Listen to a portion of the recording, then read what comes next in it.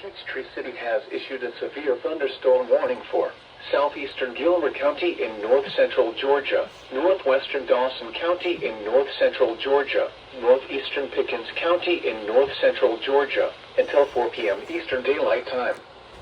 At 3:32 p.m. Eastern Daylight Time, a severe thunderstorm was located near Roy, Oregon, 11 miles southeast of Ellijay, moving east at 5 miles per hour. Hazard, 60 miles per hour wind gusts. Source, radar indicated. Impact, expects damage to roofs, siding, and trees.